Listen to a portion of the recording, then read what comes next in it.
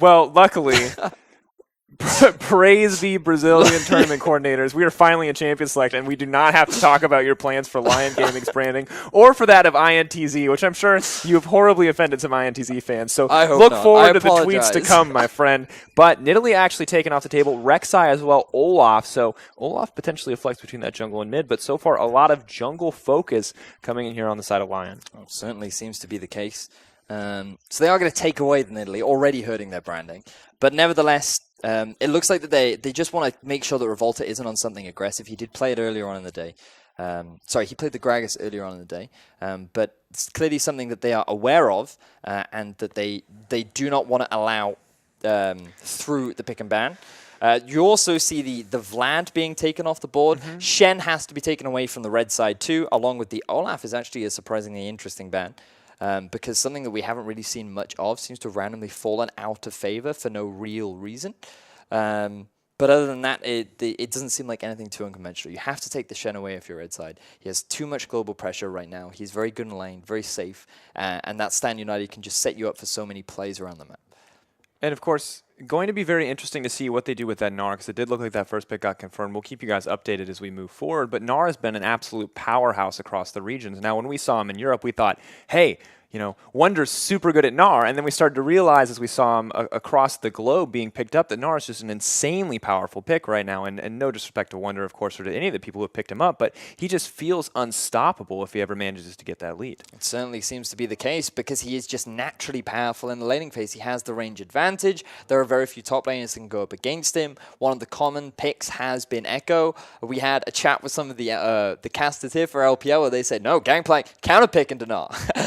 No, counterpick into Echo. They did not say that. They were very clear that like nothing beats the Gnar. Yeah, that is very true. We talked a little bit potential for Aurelia there, but with her most recent set of nerfs, it just looks like a rough road. But we are now back into Champion Select. You can see into the second rotation already for the side of Lyon, but INTZ getting the Taliyah here as well as the Gragas. But I'm really liking Lyon's draft so far. They have some early aggression for Audi in the jungle on this Elise. They get the Tahm Kench for themselves. Gnar as well. This feels a lot more standard than the draft we witnessed in our previous game. Yeah, I really like the draft a lot more. The value on the top lane, Gnar is great for Lyon. They seem to have a good grasp of the meta as of yet. They've also paired it up with an early game jungler in Elise. To be fair, it is the only jungler left, given that Gragas was taken off the board, and then once you move away from the top 5 of like the Rek'Sai, the Nidalee, and all these, then you start to look at slightly more obscure junglers. So going for pretty much what is available, but you do still have good early pressure. You can set up your lanes for success. Tahm Kench going to be taken away from INTZ as well. And we're yet to see the Jhin come out. So this could be something that INTZ look to prioritize in the next rotation. Really taking their time. 8 seconds left and still haven't decided what to hover for the mid lane. But looking to take what it could be a losing matchup here. Gangplank locked in alongside the Jhin, but something we had a nice long discussion about the guys here with between Spawn and Raz is that Gangplank, you know, no matter what happens, you hit late game and Gangplank's going to do some work. Like losing lane is better for Gangplank is the words that they use. Because sometimes the late game Gangplank is too terrifying. So you have to die to compensate for that fact. You have to donate your gold to to the pirate gods, I guess. The blood sacrifice for what is one of the most insane late games possible. Exactly. But now we have to look at what's left on the table because mid laner is up for Lyon. They're struggling to figure out how to deal with the Taliyah. Kassadin, I feel like, would be the best pick here because it struggles a little bit in laning phase, but the moment you get out of it, once you hit that level 6 mark, you have so much kill pressure in the mid. You can put it in a side lane. It works really well with the Gnar, and then all you just need is a well-rounded AD carry that can scale very nicely along with that. Oh, but this is an interesting adaptation. Echo going to be locked in. Now, we've talked about Taliyah a lot, and we've said pretty much agreed. Echo could be a viable option against her. It's very much about the assassins into Taliyah because something is, she's very good at kiting and she's very good at wave clear. And one of the champions that will struggle in laning phase is an assassin against all that sort of wave clear pressure. But once you hit the level 6 mark and you actually have that assassination potential, there's actually very little that the Taliyah can do about it because she has no innate dashes. There's no real way to escape from these assassins, and her disengage tools are not actually that reliable. A mobile assassin can find it very easily to avoid a lot of her abilities, especially with the proto belt now available in the game. So Echo mid still works, not as great scaling as the Casterden, but his laning phase is better because he has a little bit more wave clear, and he can actually get that early shove to avoid any real deficits from the Talia early game. Of course, waiting on the final pick here for INTZ, really taking their time on the support. It looks like it will, in the end, be the Trundle. A little bit more zone control and potentially an option against that tanky Tahm Kench or Gnar. But looking at the team comps here, Lyon with the Sivir, an absolute power pick in the late game, may balance out a little bit of that scaling that Gangplank brings to the table. But really excited to see how exactly this Talia is executed. A rough performance from what we saw from the Chiefs earlier today. Wondering if INTZ can show us a little bit more. So it's actually really interesting what INTZ have done, and you can see how both teams have actually got a great grasp on the meta, because these are actually both very well-rounded comps. The Trundle was been picked into the Sivir specifically because we know how well the Trundle does. The Pillar works fantastically. You can't spell shield the Pillar. You also have no way to get around it. And during the laning phase, it actually sets you up for success. You can also steal a lot of the innate stats from the Tahm Kench, and you can make him just a squishy pile of mud. And overall, it's just this just really interesting draft. But then they early rotated the Talia. They felt like that with the Vladimir gone, there were no really strong picks, as well as the they were also challenging the Malzahar, and to be honest, it's very impressive. I'm looking forward to seeing how this one shakes up. And you can see Seiya and Revolta on your screen, both legends in their respective regions. Seiya, of course, an all-star mechanical player, former AD carry, now mid laner, busting out the Echo here against Talkers, and Revolta, showing us a fantastic KDA, some excellent team play in the previous game. And when we look at these compositions, Revolta getting the Gragas again, Audi remains the big question mark here. If this man can match Revolta's early pressure, it's got to be intimidating going up against him, but if he doesn't let it get to his head, I feel like he's got some early game opportunities with this Elise. Well, I'm looking forward to seeing what they bring out as we jump into game between Lyon and INTZ. INTZ considered the favorites. We have heard it from Dark Passage. It does seem that a lot of teams have respected them, and after their early performance in game one of the day, there's definitely a believable statement. And now we're going to get to see how Lyon stack up against them. I'm very pleased with their draft. It does seem that they are fully aware of what they needed to pick, and they seem to have strong counter picks. Now it's a question of execution, because they have a strong top laner. Early in the mid, they will struggle. But also down the bottom lane, they can definitely get that push advantage. So there's a lot of room for Lyon to work with. Yeah, and of course you see the early invade coming in here from Macau, maybe looking to get control on the bottom side, stop the early attempt on Krugs. Tahm Kench and Sivir should be able to do that pretty easily, but not quite so easily, with the Jhin threatening at any moment here. But as always, our attention has to remain on the jungle. Elise versus Gragas, potentially a little Elise favored early on, and Revolta, I think one of the top junglers in this tournament, going up against Adi, who has shown some great domestic results, but not quite as experienced internationally. No, definitely not. But the interesting thing about this matchup is, if we think back to the Nidalee Gragas matchup, the great thing about Nidalee into the Gragas is because she can wave clear better, and once she gets a couple levels under her belt, it's very easy for her to go into the enemy jungle, steal away all the camps, and just basically deny Gragas as much as possible. Speaking of denying, it looks like INTZ trying to deny these early Krugs from Lyon. And now what they can actually do is they could path in a way that would actually deny or delay Lyon getting to the laning phase. But because they have the Trundle, they're a little bit wary of trying to start that fight off. They feel like they would have taken more damage than would have been worth. But both laners going to get to lane at about the same time, and now it's very much a race as to who can get that early push as quickly as they can. Yeah, Macau throwing down some decent damage. White Lotus kind of taking the back end of these trades, as RC starting with that Devour just does not have the tools to dish out damage, but the bot lane pretty even so far. But looking back into the mid lane, as you mentioned earlier, Echo doing a decent job of keeping up with the early Talia pressure. But he is taking a lot of punishment as a result. Already having to burn his health bot just because of the poke that's been coming out, as we see double exhaust in the bot. White Lotus in trouble, does get snared up. They're trying to lock him down, flash forward, but he's just going to flash out. He eats up the Trundle, delivered into the tower range. Jockster takes so much damage. White Lotus fails to fall. Jockster flashing to safety. A relative bloodbath here in the bottom lane. Both teams burning out summoner spells, but RC with the one summoner spell advantage. However, White Lotus forced out of lane. Wow, going toe-to-toe in the bottom lane already, and a lot of summoner spells were burned. Everything gone for the bottom lane of INTZ, and the flash still available for the Tahm Kench. So I mean, we hadn't even had an opportunity to get to the we're- Keystone Masters. We've already got a 2v2 on the board. And we were expecting aggression in the mid lane, aggression from the jungle, but it's the bot laners who are just going toe-to-toe, and it's, a matchup I like to see. This Tahm Kench versus the Trundle. These guys just duking it out here, and Macau and Jockster already so aggressive, and White Lotus and Arsa just not afraid to go toe-to-toe No, there. definitely not. I mean, we didn't have an opportunity to see the full setup.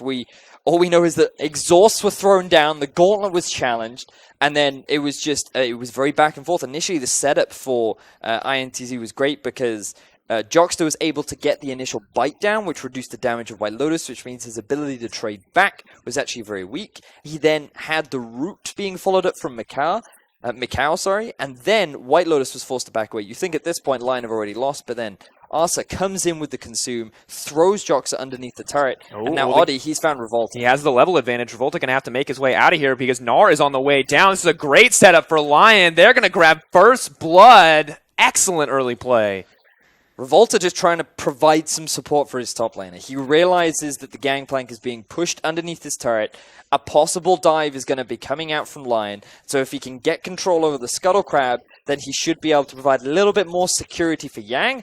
But by trying to provide that security, he ends up falling to the prey of Oddie in the setup. And now, here comes the dive that we were just talking about. Oddie already setting up, just waiting but there's for some action on the bottom side. White Lotus, he's not quite so fortunate. Jockster is terrifying on this Trundle, and Arce may be looking for a meal, but that's not one that he wants. Looking hopefully to get a kill here. Thick skin, will it be enough? Macau trying to body block. Flash for one more auto attack. No. The trades continue. There's a double creep wave. Macau is in trouble. He's taking his time to fire out. Arce, oh, the Tahm Kench double kill coming through. You gotta respect the tank.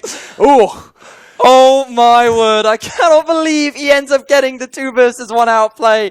This was the power of Tahm Kench that we were talking about. And remember, in the game before, we were comparing Kalista to Tahm Kench. Well, screw that, because it looks like Tahm Kench can just straight up be anyone that he so pleases. That was just fantastic. We do have to give a bit of praise to the minion wave as well, though. They did help out a fair amount. You're the real MVP, yeah, double you guys, minion wave. You are the real MVP, but that was just a big overstep from the side of Lion Gaming. This is the power of that Trundle pillar. He cuts off the escape of a no summon at Sivir, and they just go for the all-in. They have the damage that they need, they get the kill, and they feel like they can just go for the cleanup, but then Arsa just says, no, this is my time to shine, and he gets himself the double kill, already picking himself up the Sightstone. Laying down the early vision as well, looking to support his mid laner, make sure he stays safe. This is a big lead coming in for Lion already, setting expectations on their head. 1.4K, 6 minutes into the game. This is the team that was down and out last time we saw them internationally, but they are stepping up here in the early game. No fear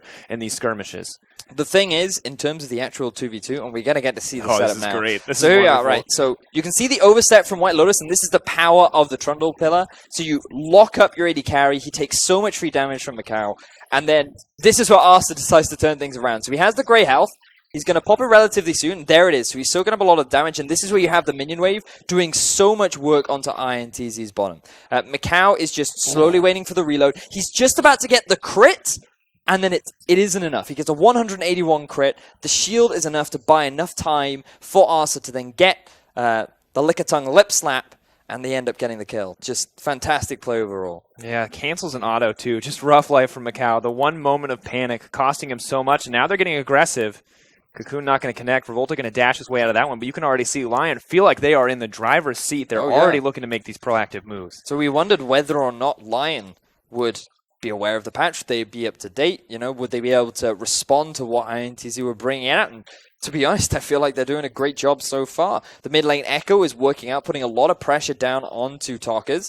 The bottom lane, sort of even right now because Sivir did fall behind, but then the Tahm Kench got ahead. And right now it's a matter of how well Tahm Kench is going to be able to use that advantage, if he can whatsoever. And then they're not still applying that relentless pressure up in the top half of the map. And Oddie, he doesn't really need to do anything. He just has to play around his laners that are at the greatest risk of Revolta setting up a gank. And it looks like he's going to go for a dive top. Oh, Yang going to have to back off this tower as they start to pressure in, looking maybe to get the tower first blood, but Yang should have more than enough wave clear to stop this gank in its tracks. Revolta debating where he wants to go as Talkers makes his way down to the bottom lane, not respecting the pink ward, however, will get spotted out. In comes the Weaver's wall. They're looking to start a party. Isn't going to connect, though. Quick Tahm Kench going to pull out. Is it enough? Gray health ticking down. They want one more. Macau is so low. INTZ going to walk away, but walking away empty-handed. So the disengage from Lions was fantastic. It was enough to avoid the roam coming out from Tarkers. Thanks to that pink ward, they were able to deny any sort of setup. The Gangplank ultimate also came out to just try and add a bit of extra damage, and if it had come out a little bit sooner, it may have very well been enough. But now Sayer, he's on the hunt. He realizes that Revolta could be in his jungle, or maybe he's just trying to provide some support on the bottom. Oh, Revolta want to play safe here, waiting for Talkers to come down. They think they might have an opportunity, but Secret Agent Revolta just going to swing around the bend. Maybe look for an opportunity to go back into the mid lane. No, just going to take this time to counter jungle, but it's a similar story for Audi on the top side, and he's looking to make a repeat appearance on the threat into this tower dive. Yang, are the oranges going to be enough to make it K? He's really got to wondering it. Yang knocked into the tower, is going to eat the oranges immediately. Wallop still up and available. In goes Audi. They're going to be able to close this one out pretty easily, trying for the outplay, but it is not enough. Audi setting up the dive. Jaral making sure it happens, and Lyon completely taking control. If they get this tower as well, their gold lead is going to explode, and they're already 2K in the lead. Great pathing from Audi, and honestly, this is the best play for Lyon to be able to make. They know that their bottom lane is doing well. The bottom lane is drawing so much pressure from INTZ, and INTZ are not getting anything off the back of it. Gangplank is still struggling in the top half of the map, and there is a big minion wave being pushed underneath his turret. Note that Audi, his pathing was very much through the jungle of INTZ. He didn't go up through the river. He didn't go through his half of the jungle. He made sure that he took a path that he had control over to increase the likelihood of success. Yang had no vision in the brush because of the relentless pressure that Jaral was able to throw out, and that means that it is a easy kill for the side of Lion Gang. They get themselves the first blood tower, and now you can just see the goal difference between the two top laners. 3K gold at 10 minutes for the team, and the difference between the top laners, almost all of that in the Gnar. Oh, I mean, this is just an insane performance from Lion. I feel like after watching them at IWCI, I honestly did not expect much, but they have seriously leveled up their gameplay, and you can see why they were able to so easily dominate their region. They are such a strong team. They certainly are.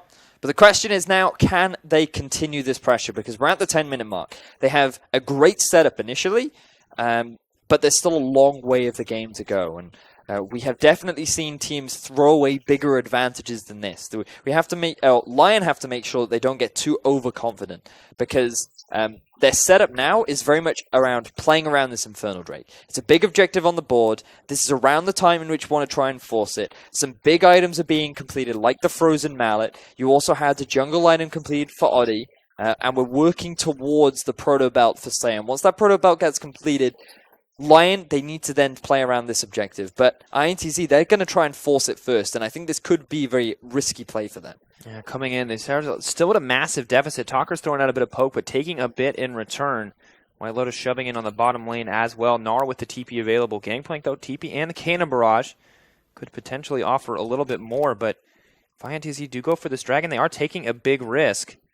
Macau now left alone to try to defend this tower against the pressure of Sivir. Should have enough to make this easy, but Sivir not going to get over-aggressive here. Knows there's a lot of members playing around the Dragon Pit. So this was actually a good response from INTZ. They realized that the next play for Lion is to go for this Infernal Drake, and so they wanted to make sure that they can just get as much vision control as they can. They force Lion back by shoving in the bottom lane. White Lotus goes to deal with it. They shove in the mid lane.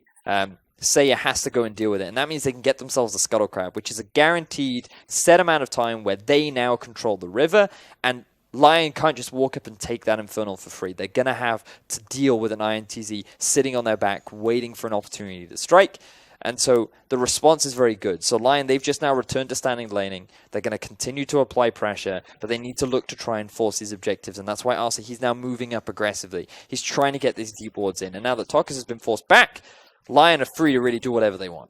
Oh, and the wave clear stopped. Revolta, though, going to come in and back up his top laner. Trying to stop a bit of the pressure that goes down here, but it's just so difficult. Jaral already with a 2-level advantage, already doubling the CS just about of his opposition. The Frozen Mallet finished as well. Gangplank, we expected him to lose in the early game, but this is so much worse for him. I mean, it's made even worse by the fact that the dive came out from Audi, putting Yang at such a massive disadvantage that there are very few options that he actually had available to him. But if you're just speaking of advantages, just look across the map. The AD carry is very equal, which is absolutely fine for the Sivir up against the Jhin, who should typically be coming out ahead in this matchup. You remember how hard this Sivir will scale through the mid game, especially once she hits that 3-item spike.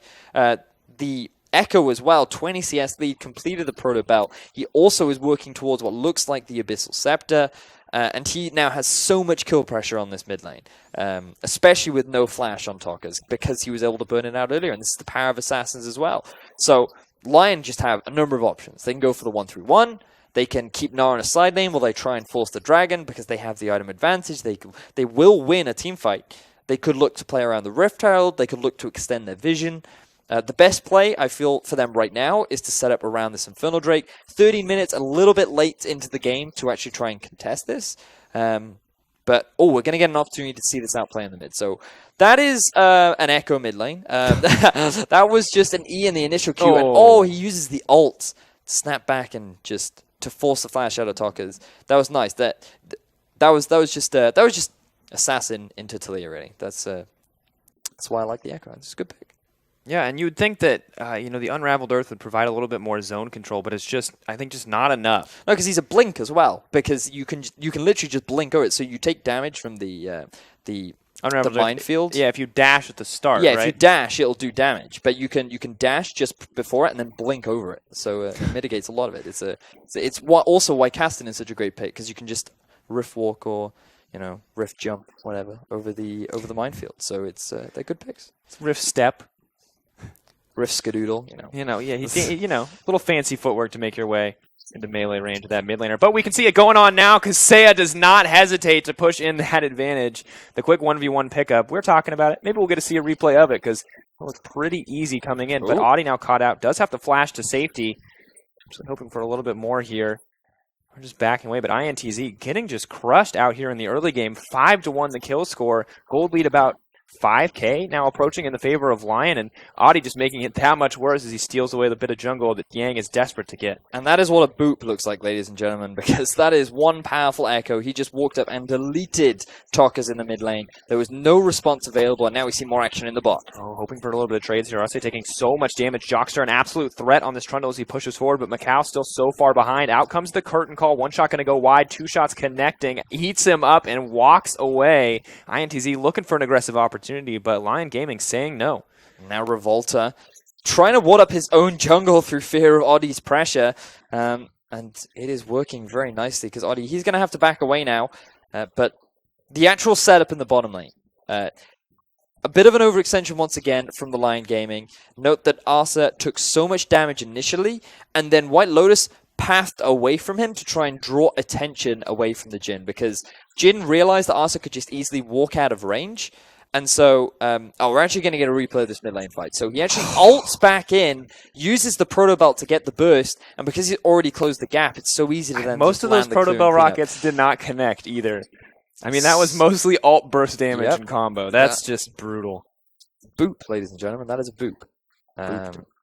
So now the setup for the Rift Tower is going to be taken. Going to try and steal it from Revolta. And that was a cheeky play. I like that a lot. He's like, no, this is mine. Claims it for himself.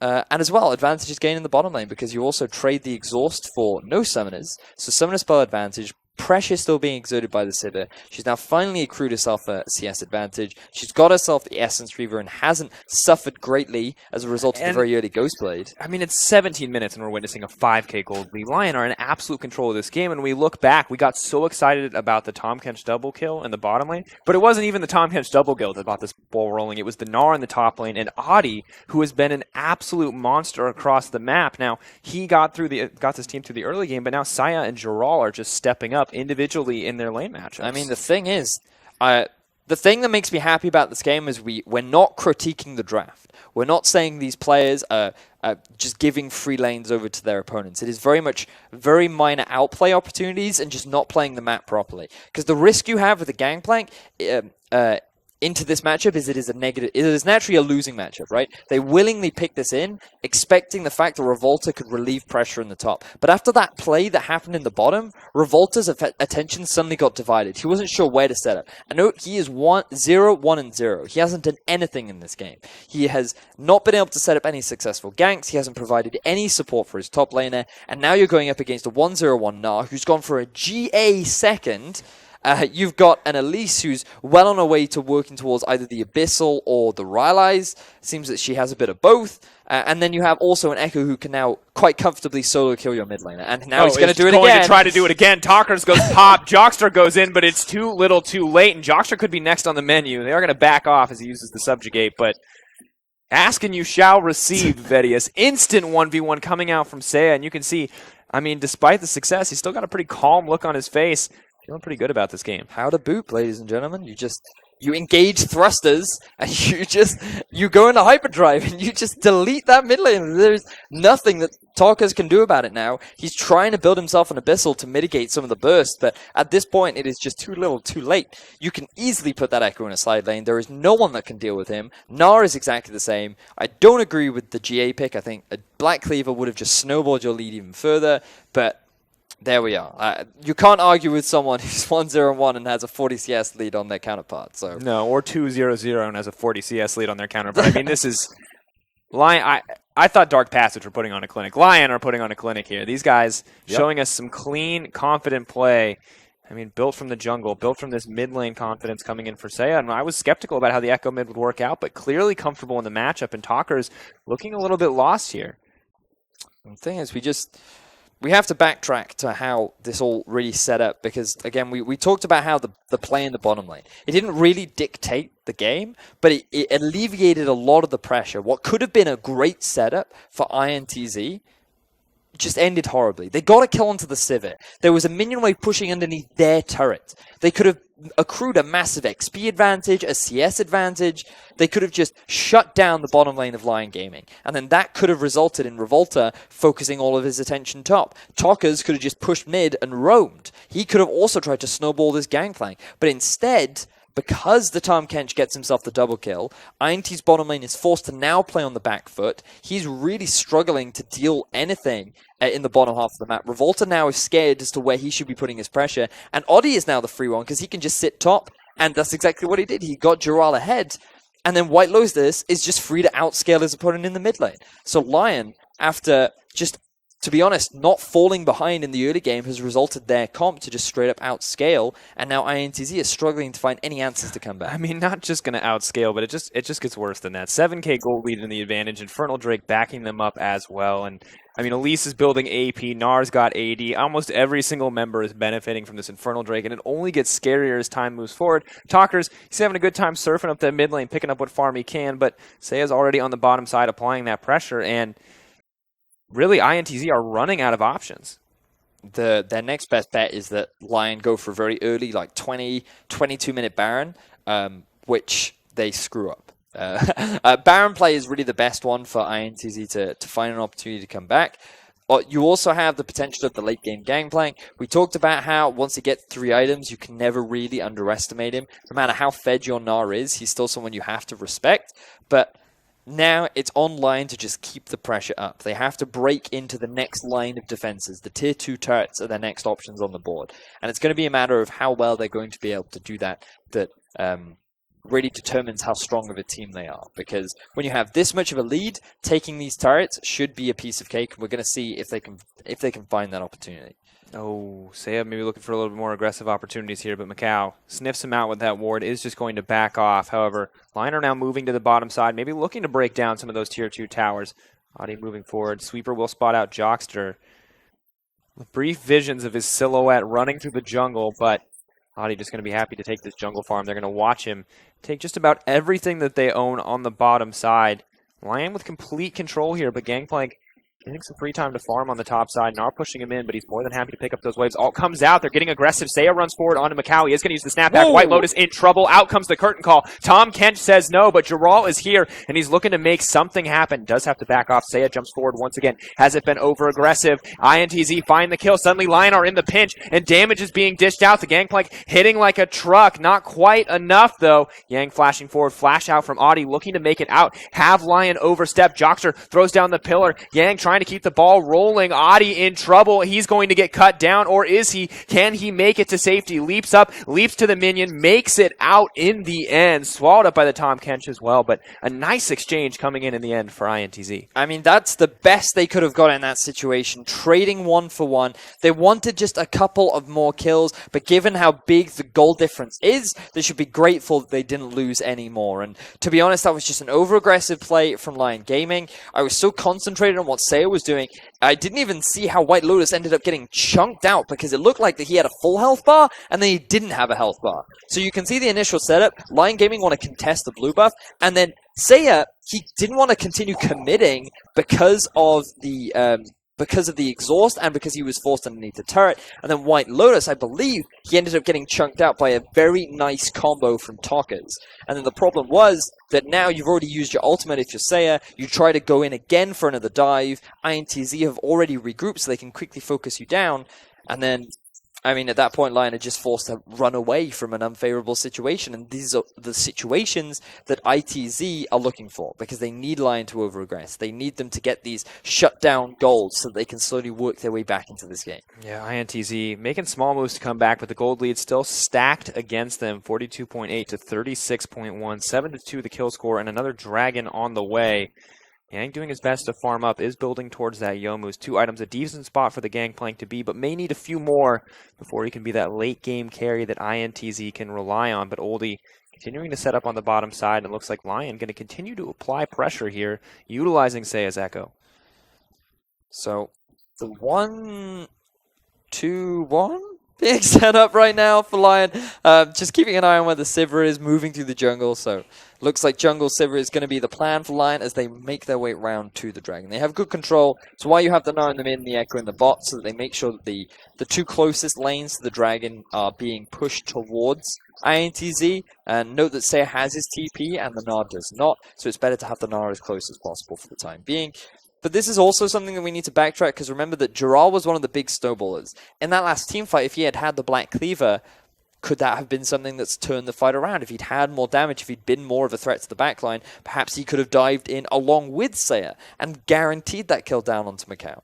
But unfortunately, we're not going to be able to find out. He is now working towards that Black Cleaver, but I just have a lot of reservations about this GA, especially when you're snowballing so far ahead. Building defensively is such a big risk. Yeah, but it doesn't look like it's costing him too much at this stage, as Macau has to Ghostblade his way out of that exchange, and also forced to build the early mob Morty just to stop this Echo from getting on top of him. But here comes the Baron. Revolta, can he steal it? Curtain Call coming out as well. One shot they can get this. Second shot, he can just they leap can in. Get they this. can just take this INTZ. Are they going to be able to get it? They're going to have to throw Revolta away. He's just waiting for the Baron to get low enough. Can they stop him? Elise is going to get it in the end. Great contest coming in for Lion. Arce trying to run this one in, taking the Elise into the backlines, trying to deliver it to the team. Saya moving in as well. Talker's in trouble and backs off, but Lion, they get the Baron. What a close contest. Oh, that could have gone horribly wrong for Lion, and that really was the play that INTZ were looking for. You had so few members in the pit for Lion. That Baron was so incredibly low, and the damage from Macau's ultimate could have been enough to guarantee the Baron in favor of INTZ, but unfortunately they were just a little too short. The combo from Audi of the Smite plus Q was enough to do. It did about 1100 damage, so the actual execution was great to guarantee that objective. But that play was just so risky from Lion, something that they really shouldn't have tried to do. I mean, it works out well for them in the end. The coordination paying off, and Audi continuing to prove himself a worthy replacement for Theok. That doesn't make it good. Just because it works, Sifa, doesn't make it good. I don't care if it's good. It works, and that's what matters for these guys as they push to a 10k gold lead. That Baron buff making it easy to break these tier 2s, and now it's on to the inhibitor towers. Oh my word, that's a wizard's hat. Saya has achieved full wizard status. That is a very greedy build. Deathcap, while I respect it, it's definitely not something that I would recommend you do at home. Typically, it wants to be your 4th or 5th item after you've got something a little bit more defensive, like the Zhonya's, or maybe a bit of HP. But looks like that Seiya is saying, hey, I just want to kill people. I want to get onto the backline and make sure that they die. And it does a lot for the shield. Obviously, yeah. So you're getting the best of both worlds here. Getting extra tankiness, getting extra shields. In this case, Jarl looking for extra kills. Trundle, not a Tom Kench, not going to get the opportunity to save him out here. GA going to get triggered. Are they going to look for the backup here? No, they're moving into the mid lane. They're just going to take a tower. INTZ going to get a consolation prize, but it's going to cost them so much. The Gangplank ult, not enough. Inhibitor set to fall for Lyon, and they are just making this look so easy. White Lotus, though, he's hungry for blood. He does so much damage. Revolta getting cut down. Jockstar running for his life. In goes White Lotus. He's flashing for more. Talkers, not enough damage. Yan goes forward. Tom Kench says no. Lyon picking up a couple kills to back up that inhibitor. And this is the 3-item power spike that the Civet does have once she reaches this point in the game. Infinity Edge, Essence Reaver, going for the Static Shiv, a bit of a variation, but definitely impressive to see. And you can just see the late game power that she has. Seiya, though, he's not done yet. Remember that tower that started off all this action earlier on? He's going to pick that one up to guarantee an extra bit of gold for his team. And now Lyon are back in full control after what was a very dangerous Baron. I mean, you go back to the dangerous Baron, man, but these guys are just too far ahead. I feel like no matter what, there's just not a single mistake that can cost them the game at this point. 3 more Barons. No, yeah, consecutive mistakes, yes, but they are just so far ahead. 11K, approaching 12K, only 28 minutes into this game, and I am still just stunned, but it's very clear this is a different team coming to the table, and you can even see here, White Lotus, this man is a monster. Crit, crit, crit, crit. This is the power that you have once you've completed 3 crit items. And he would have got that kill onto Talkers if he didn't flash. That was actually a really good consume from Master because there was a great risk of him dying to the Gangplank barrels. Fortunately, he was able to get away. Did burn both the summoners. Could be a bit of a risk later on. But we have to give all the credit really there to Gerald drawing 4 members down from INTZ. And not only that, he was able to get the kill down onto Macau as well. So impressive stuff coming out from the side of Lyon Gaming as they look to continue to press their advantage. 12K gold lead, pushing in for more inhibitors. Gnar pressuring the bottom side. It took 4 members to take him down last time, and that was backed up by a tower. And just want to reference something that we were talking earlier on. Strength of schedule, Sifa. Going up against INTZ, some consider to be the strongest in this tournament. Getting a win right now could be massive for them as Lyon look to try and close out their second inhibitor. Huge confidence booster potentially because they also are just styling on the opposition. But Revolta sees an opportunity to go in. Isn't going to get anything further, and there's an inhibitor dropping on the bottom side. INTZ are being pushed and pulled away. Lyon playing them like a fiddle, but Talkers is moving in. Seiya just going to hop it out to safety. Does get pulled back into the team, but the Gnar goes in, and INTZ are going down. No GA this time to back him up, but in comes Audi, in comes Lotus, and Seiya does so much damage. The crits ripping through the front lines. Macau now set to fall, is going to make it out, or is he? Seiya leaps forward, looking for a little bit more. Doesn't have ultimate, trades his life for a little bit of glory there on that kill, but now Lyon Gaming have to back off. INTZ holding on to their base, looking for more. Seiya, that was a little bit greedy. You had a great opportunity to try and end that game right there, and instead you chose to go for more kills. This is something that we have started to see from Seiya for the second time now throughout this game. And to be honest, it's the risk that you have once you complete this Wizard's Cat. You know, it's called the Death Cat for a reason, and it drives you to constantly search for death. And in all honesty, this is why it's such a risky pick, Sifa, because going for its 3rd item, it can drive you to the brink of destruction, where you're always looking for kills, always looking to pad out that KDA. And to be honest, like, it's fine for Lyon because of the lead that they have. They've taken 2 inhibitors down. They can now just group up as 5. They can either look to play around the Baron, or they can just group up top lane and break into the base of INTZ and then use the super minions to slowly close out the game. But it's still, you can see ever so slight weaknesses in Lyon's play, and this is something that the other teams will be keeping their eye on, because when you have such an incredible performance against one of the strong teams in this tournament of INTZ, you just have to try and find and punish whatever weakness you can. And this is just insanely dominant. I mean, at this stage, we're really just wondering how Lyon are going to close it out, because with 2 inhibitors down, only 1 left standing, and this many members with massive leads, it should be pretty clinical from this point out. Maybe they're looking for 1 more Baron. Maybe this is the point of weakness that we talked about previously. If this Baron gets stolen, INTZ can stall the game out for so long. Yep. So INTZ are trying to get some vision for themselves, but it is so risky for them to even move anywhere near their jungle. As Oddie, he's just going to get this red buff for his top laner, and they're just going to extend their vision line so deep. At least 2 members of INTZ have to stay in the base, and it's looking like INTZ are going to have to concede this one. I think there's not a whole lot of opportunities in here, but maybe Revolta, we've seen him be the miracle man for this team before. But with Seiya waiting in the brush, I mean, even if most of the team backs off, the issue is he's just not going to be able to make it past Seiya or Giral or whoever they leave behind to stall him. Now, keeping my eyes on the positioning of White Lotus. He is fine because he has his team to support him. Baron going to be... Well, it has now spawned. They've actually put Seiya in the mid lane as well, just to make sure that those minion waves are keeping that pressure up. And because of the risk... Oh, never mind. Down goes Gragas. That was instantaneous. Audi happy to pick up that kill, backed up by the Sivir, but Tahm Kench now delivered into the lane. They're just going to take the last inhibitor. They're just going to take this game. Lyon Gaming, 1 pick should be all that they need, but INTZ, they have so much damage. This is going to be enough for them to hold. Second inhibitor now going down. The final inhibitor, actually. Third one moving forward. Could this be the late game gangplank, Sifu? We've talked a lot about it. If he's going to shine, this is his final opportunity to do it. Oh, Seiya, though, that massive shield. Macau already so vulnerable. Weaver's Wall just trying to buy time. He split up the team, but I don't think it's going to be enough. Curtain Call coming out, buying Seiya, taking so much damage. Gangplank moving forward. 1 shot, but the Elise goes up. Has to come down in the end. Knock back. Great play coming in, but Arce denying it out in the end. Lyon Gaming, they're not going to be able to close this one out. INTZ are able to hold. Lyon backing off. INTZ, excellent play to hold on there. Fantastic use of the Talia wall to just buy so much time.